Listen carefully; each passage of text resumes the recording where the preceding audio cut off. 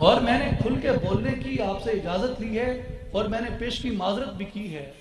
اور اس کے بعد جب ان دونوں میں سے کسی ایک کو دھتکارا ملتا ہے تو وہ دھتکارا یقیناً ان دونوں میں سے کسی کمزور فرد کو ملے گا، ان دونوں میں سے طاقتور فرد کو نہیں ملتا.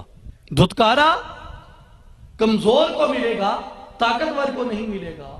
اور معاشرتی طور پہ ہمارے ہاں کمزور عورت کو سمجھا جاتا ہے اور کہا جاتا ہے، اور کافی حد تک یہ بات درست ہے. تو پھر اس خاتون کو جب دھتکارا ملتا ہے تو یا تو وہ خودکشی کر لیتی ہے کہ ماں باپ کی عزت تھی، خاندان کی ناموس تھی، اخلاقی اقدار تھی، شرعی اقدار تھی، دین کی بات تھی، قانون کی بات تھی، اس سب کو تو وہ اپنے پاؤں تلے روند کے آ گئی، اپنی شہوت کے پاؤں تلے.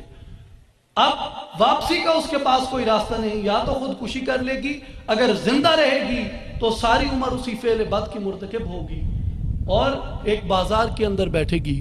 یہ وہ سلگتا ہوا پہلو ہے ہمارے معاشرے کا کہ جسے آج کی ایک نام نہاد جدت پسندی نے ہمارے اوپر مسلط کر دیا اور ہمارے معاشرے کا جنازہ نکال کر رکھ دیا.